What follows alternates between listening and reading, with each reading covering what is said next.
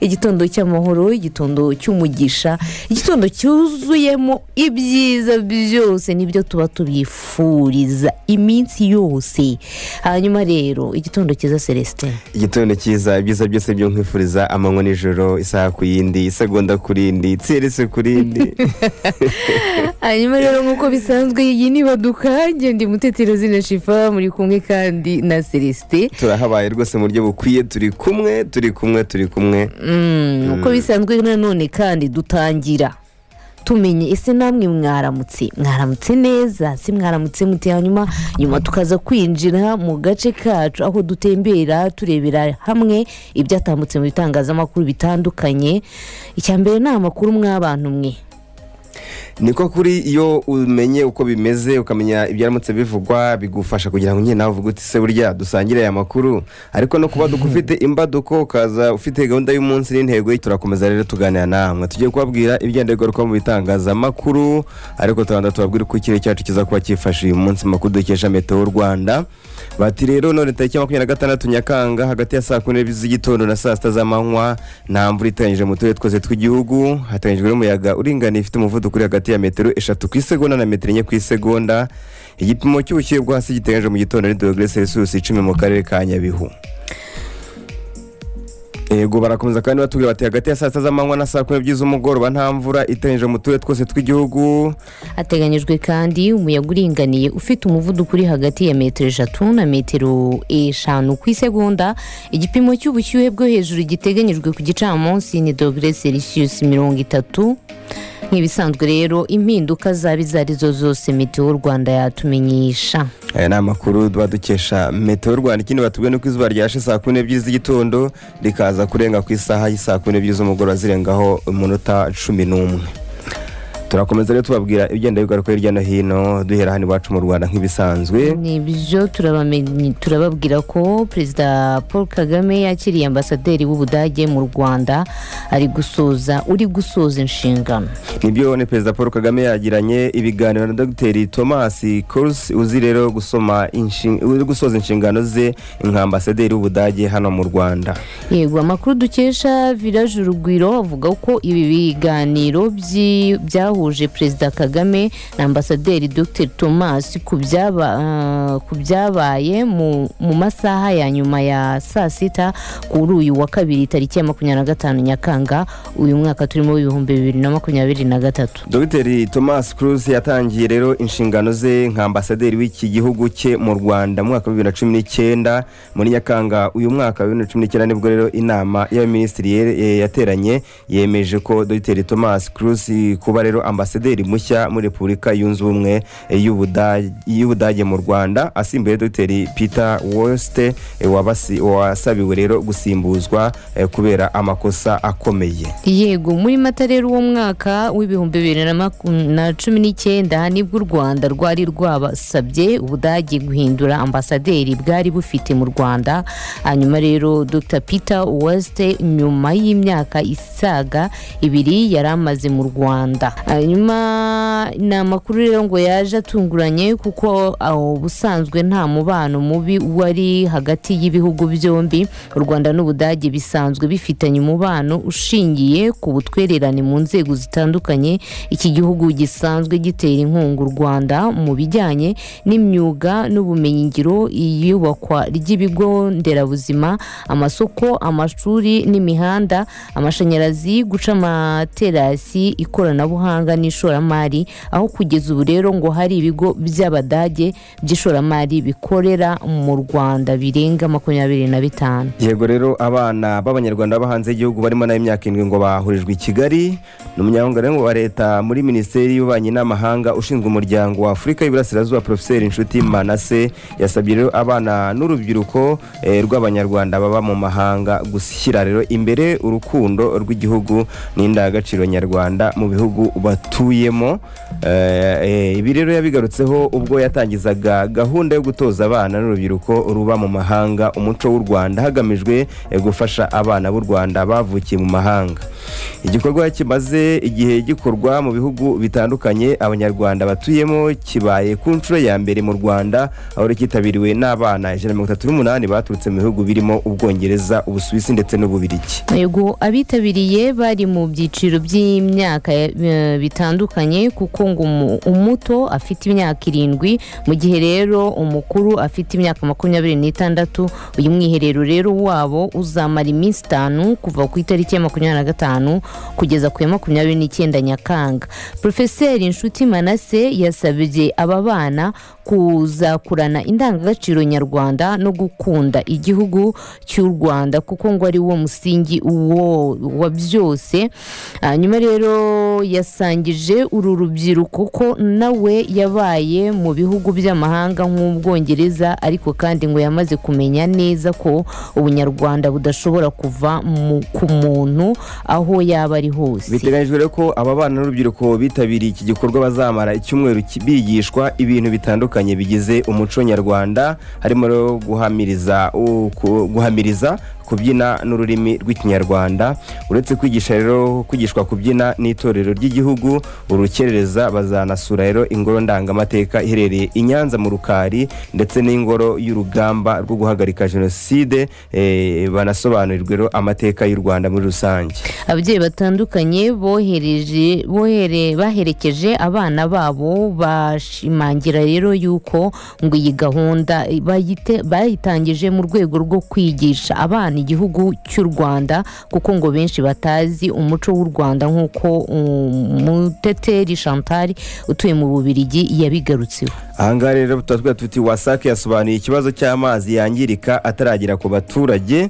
Ni umuyobozi rero w'agateganyo wa WASAC Umuhumuza Gisele yasobanurira abasenateri bagize komisiyo y'iterambere ry'imari n'ubukungu ko ikoreshwa ibikoresho bishaje rero na mubazi zitabara neza biri mu biteza rero igihombo ikigo cy'igihugu gishinzwe gukwirakwiza amazi, isuku n'isukura WASAC. Yego ibyo kandi byatangajwe n'umuyobozi w'agateganyo wa WASAC Umuhumuza Gisele mu kiganiro yagiranye n'abasenateri bagize komisiyo y'iterambere ry'imari n'ubukungu muri Sena y'u Rwanda ku cyakorwa rero kugira ngo ibibazo biri muri WASAC bikemuke. Umuhumuza Gisele yasobanuye ko iki kibazo kino kigo gifite ibibazo bitandukanye birimo ibikoresho bishaje birimo impombo cyangwa se biriya bitwara amazi nyine amatiyo, harimo impombo zijyana amazi na mubazi zishaje ndetse n'izitabara neza kandi ngo n'ikibazo cy'uko rero umubare w'abashaka amazi ari benshi ku buryo ngo amazi igihugu gitunganya ku rugero rwo gukoreshwa akiri makeya. Yego banagaragaje kandi ko hirya no hino mu gihugu hari abaturage bashobora kumara amezi arenze 4 batarabona amazi ku buryo ngo bituma bamwe bajya kuvoma mu bishanga. Hari kandi rero ikibazo cy'amazi ameneka adakoreshejwe bitewe n'ibikoresho bishaje n'ibindi. Kuri ibibazo rero Umuhumuza Gisele yavuze ko hagikenewe kuvugurura amatiyo ajyana amazi ndetse yakongerwa rero inganda ziyatunganya ku buryo abaturage bose bagerwaho n'amazi meza. Kandi Umuhumuza Gisele yavuze ko intandaro y'uko kwiyongera rero kw'ibihombo guterwa n'imiyoboro ishaje itagira rero uburyo bwo kumenya ahari amatiyo yatobotse ngo bisanwe hakiri kare kandi ku gihe. Yego muri iyi raporo kandi umugenzuzi mukuru w'imari ya leta yagaragaje ko WASAC kuri metero kibe zisaga miliyoni 68 z'amazi yatunganyijwe mu mwaka warangiye ku wa 30 Kamena mu mwaka wa 2022. WASAC kandi yagurishije gusa metero kibe zisaga miliyoni 37 bingana rero na 55% gusa by'amazi yakagurishijwe. Ibi kandi ngo bisobanuye ko metero kibe zisaga miliyoni 30 ni ukuvuga rero 45% zitagurishijwe, bituma rero WASAC ihomba agera kuri miliyari 9,900 z'amafaranga y'u Rwanda. Radio Mazi 105.1 FM.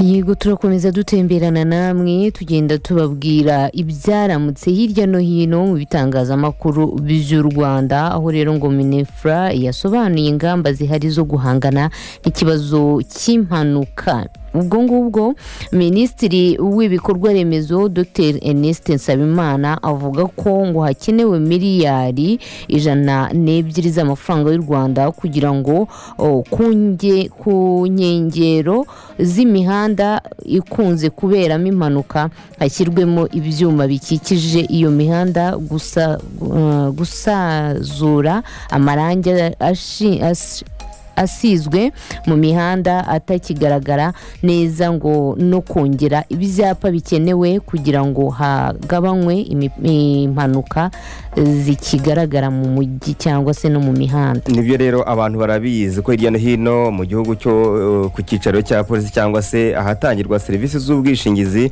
ndetse no kwa muganga hagaragara abakomerekeye mu mpanuka zitandukanye baje kuhashakira serivisi, benshi rero bakinafite rero ibikomere batewe n'izo mpanuka. Ubwo rero Minisiteri y'ibikorwa remezo yitabaga inteko rusange ya Sena ku kibazo cy'impanuka zibera mu muhanda, bagaragajwe rero ko ikigega agaragaje ko ikigega cy'ingoboka Special Guarantee Fund hagati rero ya 2019 na 2022 cyishyuye amafaranga y'u Rwanda miliyari 1.5 hafi rero y'indishyi z'impanuka zatewe n'ibinyabiziga 599 bitari bifite rero ubwishingizi kandi bigenda mu muhanda bigakora impanuka. Abasenateri kandi bagaragaza ko hari n'ibinyabiziga bishaje cyane nyamara kandi ngo bigikomeza gukoreshwa mu muhanda bigateza rero impanuka nyinshi, ku buryo 80% by'imodoka ziri mu muhanda zimaze imyaka irenga 15, hakaba rero harimo nk'izijya mu mihanda zitanakorewe igenzura. Katubabwe tuti mu karere ka Rusizi rwose abajura bacucuye padiri mu nzira. Naje rwose bayengire padiri wa paruwasi ya Nkanka yo mu karere ka Rusizi ageze hafi ya kiliziya bamwambura telefoni n'amafaranga ndetse na perime ye, ariko reko bw'amahirwe ngo basiga batamukomerekeje. Abajura mushirika ubwoba n'umuntu wihaye Imana, ese ubwo ubuzi ngo Imana yihaye ubwo ikujeho bakeka ko isinziriye, ubukeka kisinziriye kandi ko uwo yarinze ntawe umutera. Rero amakuru dukesha igihe aravuga ko rero nyuma yuko uyu mupadiri ategewe mu nzira yavugije rero induru, abaturage baramutabara, aho bajura bahita bakwira imishwaro nyine barirukanka. Hanyuma rero umunyamabanga nshingwabikorwa w'umurenge wa Nkaka mu karere ka Rusizi n'umurenge wa Nkanka ego ni Nkanka ntivuguruzwa Gervais yabwiye igihe dukesha iyi nkuru ko ngo uyu mupadiri yatewe mu nzira mu ijoro ryo ku cyumweru rishyira rero ku wa mbere, hanyuma rero avuza induru nk'uko byagaragaye, hanyuma abajura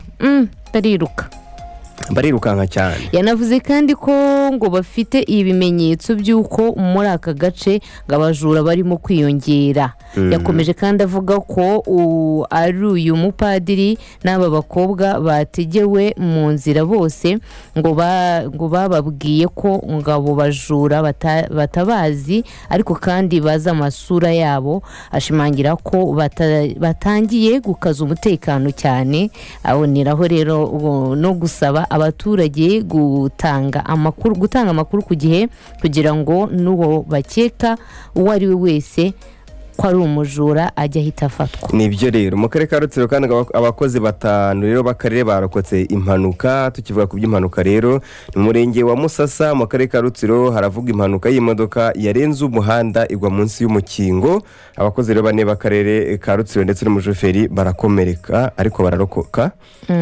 Bati rero ni impanuka yabaye ahagana mu masaa 4 kuri wa kabiri nyine tariki 25 Nyakanga, ubwo abakozi bari mu butumwa bw'akazi berekeza ahagiye rero kubera ubukangurambaga bw'urwego rw'igihugu rw'ubugenzacyaha mu murenge wa Nyabirasi bujyanye rero n'amategeko yo kurengera ibidukikije. Umukozi rero ushinzwe itumanaho n'imibanire y'akarere nyine n'abaturage yitwa Niyitegeka Fabien yabwiye Kigali Today dukesha amakuru ko icyateye impanuka umuntu uburyo rero abari muri iyo modoka bamerewe. Yavuze ko nyine ibyateye iyo mpanuka nuko bari bamerewe nyuma nyine yo kuba yabaye. Avuga ati rwose ati ntago turabikurikirana neza, ariko rero ikibazo cyabaye ni ikijyanye n'imikorere y'imodoka rero, kuko ngo byagaragaye ko ipine yaba yagize ikibazo igafunguka, imodoka rero irenga umuhanda igwa munsi y'umukingo bari bageze rero ahazamuka.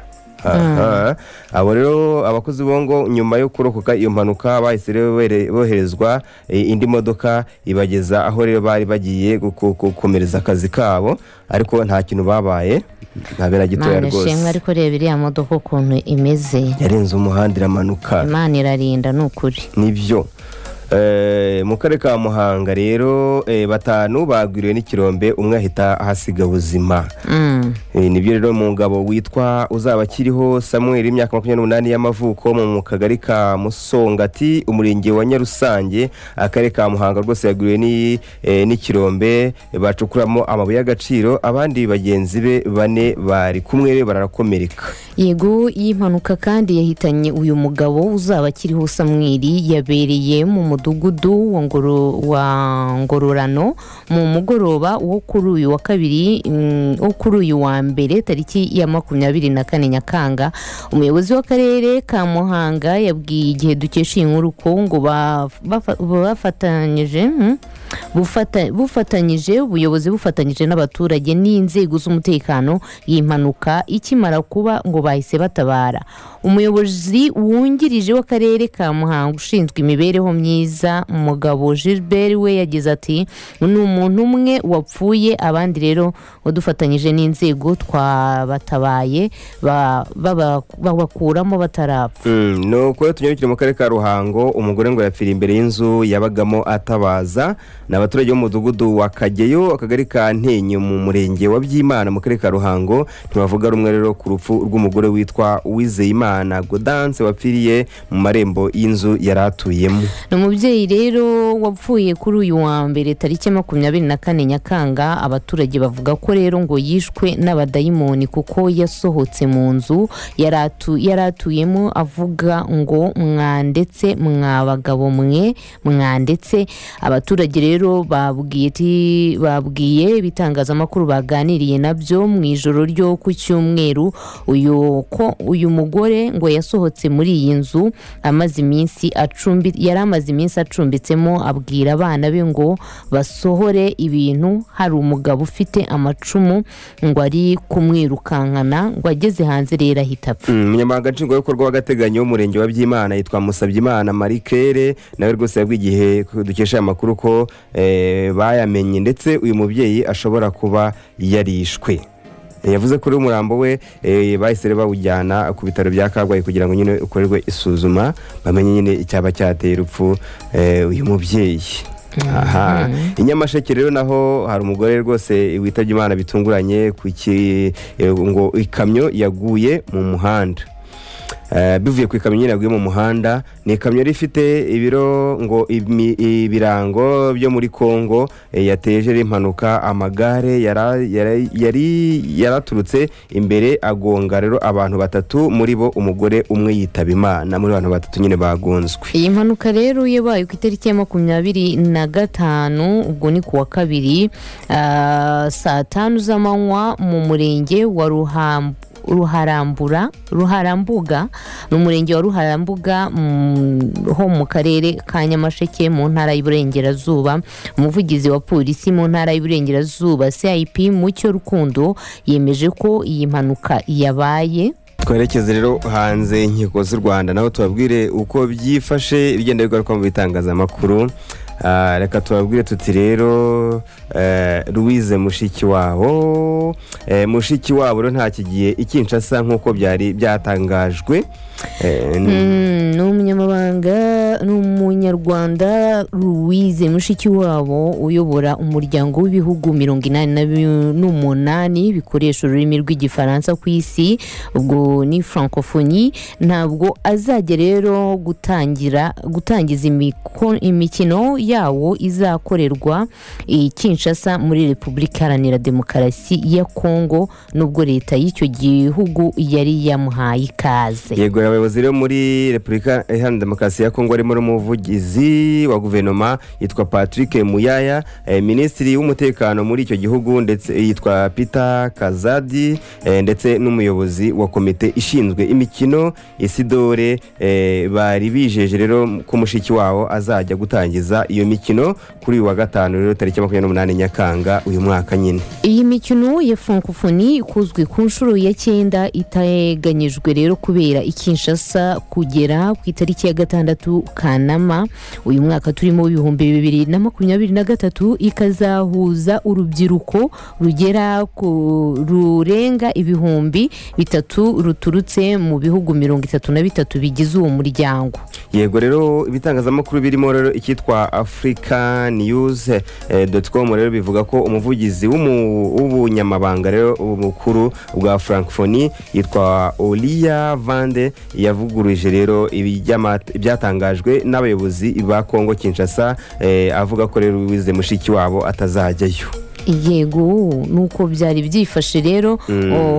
Uyu muvugizi wa UEFA rero avuga ko ngo icy'ingenzi ari uko iyo mikino igomba kuba igahuza urubyiruko ruturutse muri uyu muryango wa kabiri mu guhuza ibihugu byinshi ku isi nyuma y'umuryango w'abibumbye. Yego, dukomereze rero mu bindi bihugu. Twabwe tuti mu Burundi rero ubuzima bw'umunyamakuru Floriane wafunzwe rero avuye mu Rwanda buri hagati ngo y'urupfu n'umupfumu, niko umutwe w'inkuru uvuga. Ni amakuru rero aturuka muri gereza rero yo muri Muyinga agera kuri bwiza.com kandi yemejwe n'umuryango. Aravuga ko rero ubuzima bw'umunyamakuru Floriane Irangabiye bwari bwifashe nabi mu ijoro ryose ryo kuri uyu wa mbere rishyira ku wa kabiri. Mu minsi itari mike ishize rero uyu munyamakuru yari yamenyesheje ubuyobozi bwa gereza ko ubuzima bwe bukomeje kumererwa nabi.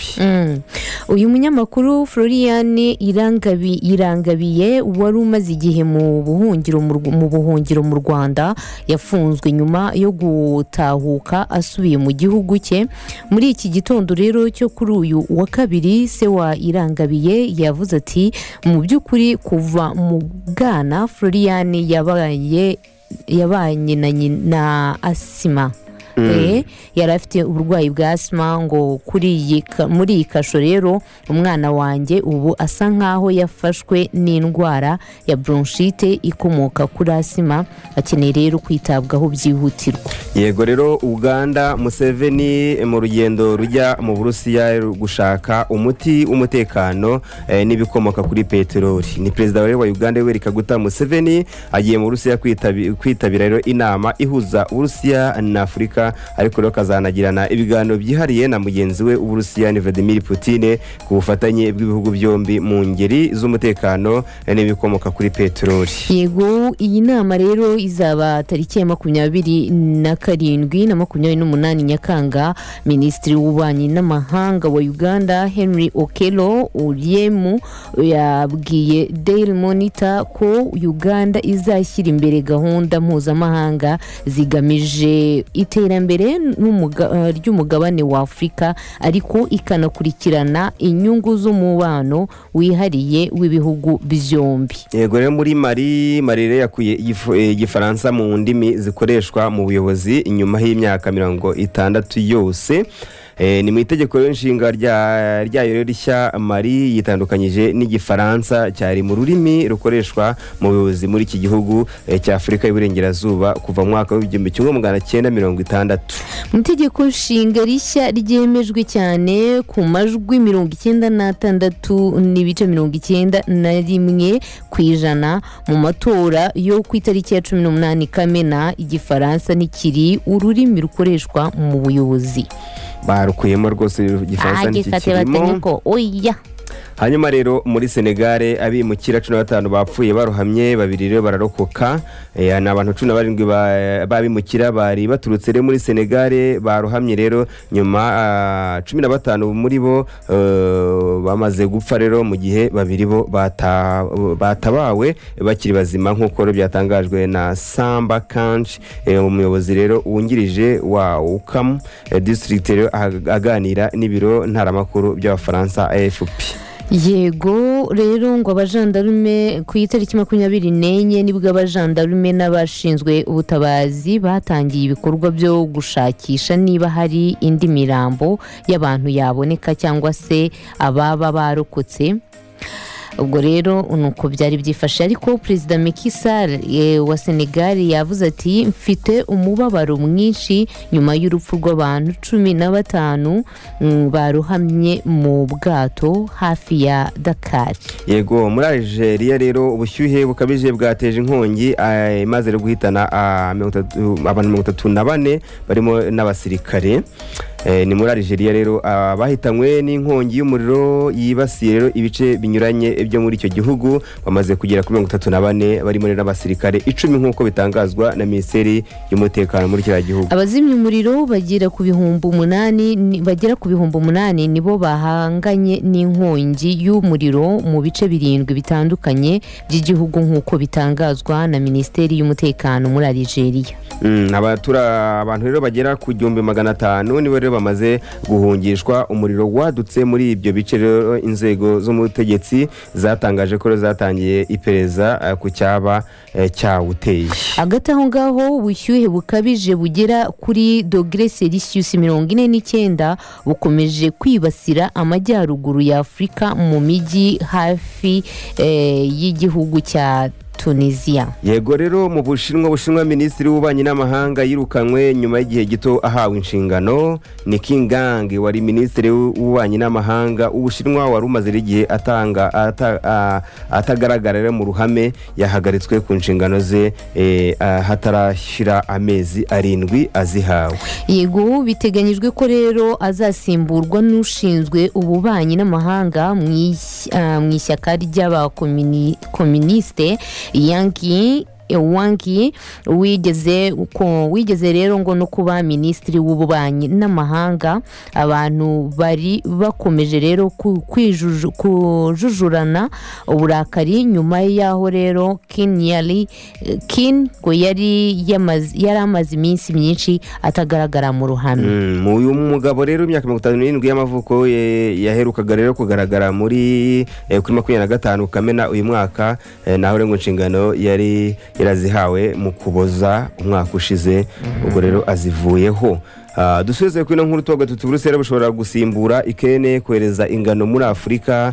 N'amagambo ya Perezida Putin. Ni Perezida w'Uburusiya Vladimir Putin avuga ko igihugu cye gifite ubushobozi bwo gusimbura ingano zoherezwa muri Afurika ziturutse muri Ukraine nyuma y'uko Uburusiya busheshe amasezerano yaragamije rero kubungabunga ubwikorezi bwo mu nyanja y'umukara. Yego itangazo rero ngo ryanditswe n'ibiro bya Putin kuwa mbere ryavuze ko rero ngo Moscow ishobora kubona ingano zigurishwa kandi zikoherezwa ku buntu. Ni ukuvuga ngo zizoherezwa ku buntu hanyuma rero abantu bazigure. Mu mezi rero 6 ya mbere y'ibihumbi 2022 Uburusiya bwari ku isonga ry'abohereza ingano nyinshi muri Afurika, aho bwohereje rero toni miliyoni 10. Muri icyo gihe rero Ukraine yohereje toni miliyoni 6 ku mugabane wa Afrika. Nibyo rero reka tukwibutsa ko none tariki 26 Nyakanga hagati ya saa 4 z'igitondo na saa 6 z'amanywa nta mvura iteganyije mu gihugu cyose, kandi hateganyijwe n'umuyaga uringana ufite umuvuduko hagati ya metero 3 ku isegonda na metero 4 ku isegonda, n'igipimo cy'ubushyuhe bw'asi gitegereje mu gitondo kikaba °C 10 mu karere ka Nyabihu. Yego nanone rero hagati ya saa sita na saa 12 z'umugoroba nta mvura iteganyijwe mu turere twose tw'igihugu. Hateganyijwe kandi umuyaga uringaniye ufite umuvuduko uri hagati ya metero 3 na metero 5 ku isegonda. Igipimo cy'ubushyuhe bwo hejuru giteganyijwe ku gicamunsi ni dogere Celsius 30 mu karere ka Nyagatare. Hanyuma rero hagize izindi mpinduka zaba Meteo Rwanda yatumenyesha rwose.